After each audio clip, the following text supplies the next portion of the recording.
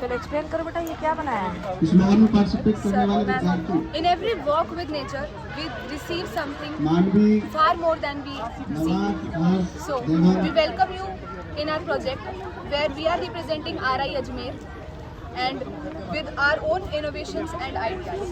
But before that, it needs to be clarified that this is not just a hypothetical concept, but a practical relevance. Explain that. What is the practical aspect of this? Ma'am in this जो हमारा RI Ajmer में theme park है उसको हम convert करना चाहते हैं botanical garden में। बोटेनिकल गार्डन में हमें चाहिए ग्रीन हाउस जो कि पहले से ही प्रेजेंट है। उसके साथ साथ हम यहाँ इनोवेट करना चाहते हैं सीड बैंक्स और राजस्थान में जो टिपिकल इंडिजिनियस मिलेट्स हैं उनको हम लोग प्रिजर्व करना चाहते हैं और क्रायो प्रिजर्वेशन लाना चाहते हैं। और ह्यूमन तुमने क्या कहा? Cryo preservation. आप क्या समझते हो क्रायो प्रिजर्वेशन? आपको इनको समझाना है बेटा, है ना? Do you know what is cryo and what is preservation? You know the word preservation I think, है? But what is cryo? चलो एक्सप्लेन करो बेटा, what is cryo? Basically cryo preservation जो होता है वो -196 डिग्री सेल्सियस में हम जो सीड्स को सीड्स को प्रिजर्व डोरमेंट स्टेज जिसे कहते हैं ना। तो ऐसा क्यों किया जाता है? क्रायो प्रिजर्वेशन क्यों किया जाता है? So that we can store seeds और उनका फिर हम बाद में यूज़ कर सकते हैं। आप बताओ। और लॉन्गर ड्यूरेशन हम आगे जब अगर हम चीज़ें खत्म हो जाए तो उनको उपयोग करके दोबारा उन चीज़ों को रीयूज कर सकते हैं। अच्छा, in order to take away that contamination part of the yes ma'am. और सर एक चीज़ और है, नहीं, पहले fully they should know why cryo preservation is needed. Cryo मतलब बहुत ही लो टेम्परेचर, -170 डिग्री के अंदर, इतने लो टेम्परेचर पर किसी सीड को, क्योंकि seed is from the seed the plant will germinate, है ना? तो वो सीड को हम प्रिजर्व कर रहे हैं उतने लो टेम्परेचर पर। इसका क्या कारण है? इसका कारण कोई बताएगा? इसका कारण ये है कि सबसे पहले तो हमें सीड को लंबे समय तक स्टोर करना है और वो स्टोर में सीड को कोई हानि ना पहुंचे, उसके लिए external environment. What type of हानि? कैसा हानि?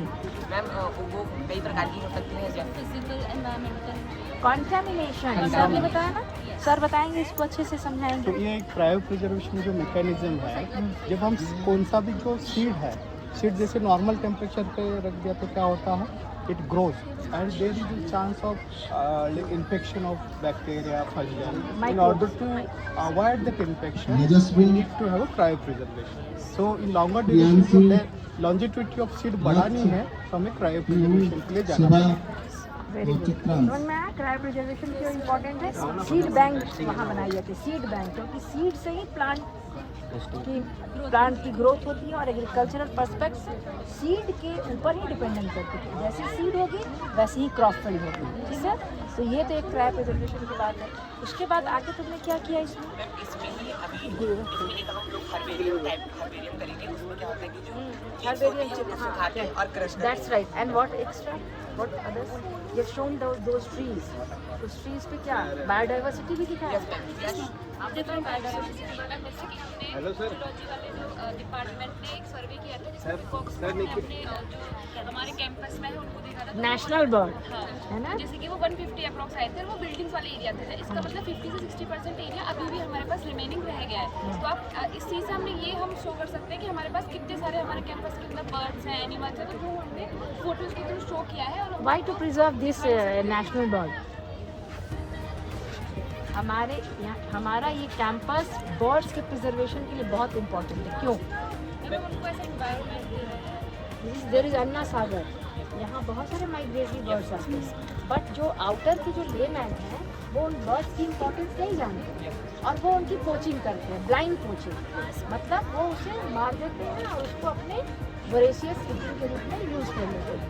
But that is not the use of the migratory bird, because they come for breeding and अपने पॉपुलेशन को बढ़ाने के लिए करते हैं। तो वो तो उनकी हमारे जो इन्वायरमेंट है उनका ये चीज़ तो सही नहीं हो पाता है। So we should inside our campus make some wetland और some area reserve for those birds which are post outside this campus.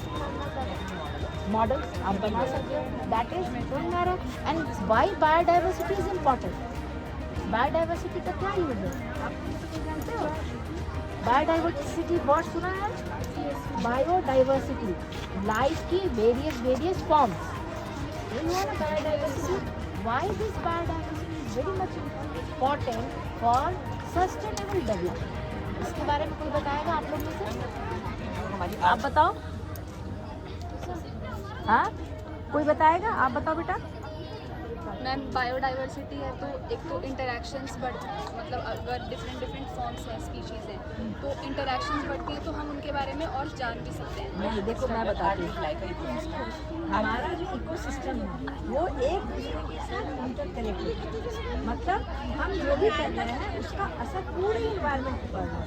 May be biotic, maybe abiotic, वो soil, water, air, solar energy everything पे पड़ रहा है। Ozone layer, solar system पूरे universe में पड़ रहा है। ये तो एबायोटिक कॉम्पोनेंट हुआ। बायोटिक कॉम्पोनेंट में क्या है, हम जो भी एक्टिविटी कर रहे हैं उसके भी असर माइक्रोब्स से लेकर के मैमल्स तक पड़ रहा है। माइक्रोब्स का मतलब छोटे छोटे जीव है ना, माइक्रो ऑर्गेनिज्म, इनवर्टिब्रेट्स पे आप चींटी कह सकते हो, जितने इंसेक्ट्स है वो कह सकते हो, वेरियस टाइप्स ऑफ है ना, उसको पढ़ रहा है। इसके साथ साथ बड़े बड़े भी जो एनिमल है vertebrates, amphibia, reptiles, birds, mammals सब को पढ़ रहा है। आज तुम्हारी गौरैया लॉस्ट है, कभी सोचा है?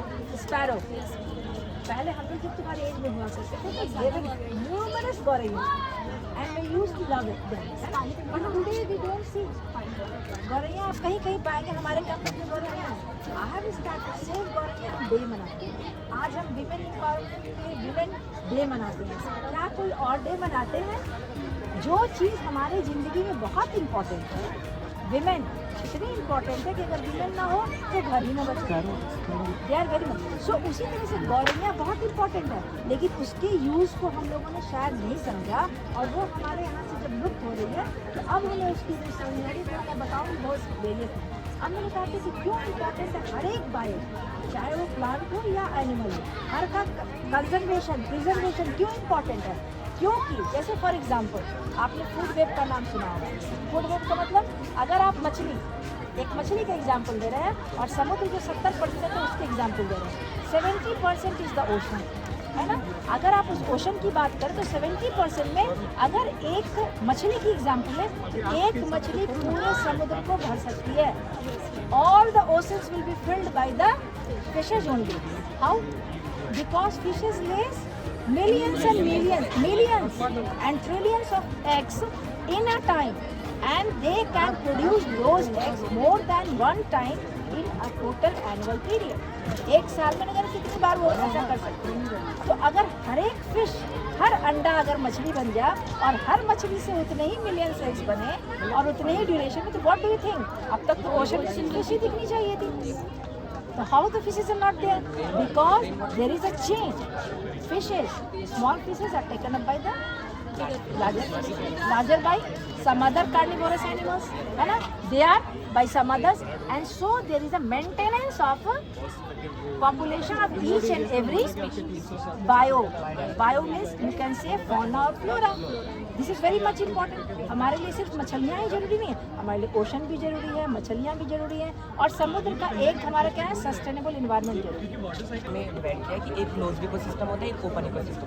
तो जो हमारा RAS में है वो ओपन इकोसिस्टम है। ओपन इकोसिस्टम का मतलब ये है कोई भी लिविंग थिंग या नॉन लिविंग थिंग बाहर से अंदर आ सकती है और अंदर से बाहर जा सकती है। बट इसी को एक्सप्लेन करने के लिए हमने टेरेरियम बनाया है, this is the closed ecosystem, self sustainable. इसके लिए हमें ओनली सनलाइट की जरूरत है और इसमें बाहर से चीज़ें अंदर नहीं आ सकती और अंदर से चीज़ें बाहर नहीं आ सकती। देखो अंदर बाहर की जहाँ तक बात है, यहाँ हम खड़े हैं तो आप कहो कि सिर्फ हवा है, लेकिन माइक्रोबायोलॉजिस्ट क्या कहेगा?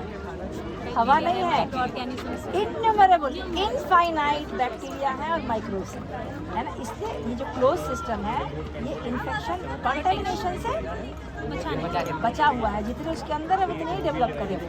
और हमारे साथ जस्ट ऑपोजिट। बट क्या हमारा कैंपस ऐसा हो सकता है? हमारा कैंपस क्या बर्ड्स के लिए एक पार्क बन सकता है? But they are dependent on Ana Sagar for feeding. So what we can do is we can introduce cichlid fish, tilapia fish, so that they can eat that, feed on those things. There should be some food web, food chain like small lake Cichlid fish. जो सिगलेट yeah. Fish है। Do you want that your campus should have one lake Yes, like that? हाँ? Yes, We are doing for that. ma'am. है ना, करेंगे बेटा। जो हम लोग अकेडमी बिल्डिंग के सामने सॉइल कंपोजिशन बना रहे हैं, तो उसमें हम एक चीज़ इंट्रोड्यूस कर सकते हैं कि पहले यहाँ नॉर्थ इंडिया के मेडिसिनल और सिग्नेचर प्लांट्स एंड ट्रीज की, बट अब क्या हो गया है कि ऑल इंडिया के बच्चे आ रहे हैं, तो हम चाहते हैं कि ऑल इंडिया के जो मेडिसिनल प्लांट है उनको हम यहाँ ग्रो कराएं। तो उनके लिए जो हम लोग वो बना रहे हैं सॉइल प्रपोर्शन, सॉइल सेक्शन बना रहे हैं, उनमें हम पहले उनको ग्रो करें, जो कि ओल्ड लॉन टेनिस कोर्ट अब यूजेबल नहीं है, तो उसमें हम एज अ नर्सरी में इसको बिल्कुल बिल्कुल एंड देन करना हम उनको इंट्रोड्यूस कराएं यहाँ, ताकि बोटेनिकल पार्क और अच्छे लगे। बोटेनिकल गार्डन भी है और साइंस गार्डन भी है, समथिंग लाइक दैट। उसको आप चाहते हो एक्सप्लोर करना? Yes, ma'am, we are- You will come in front when I will initiate those processes. sure.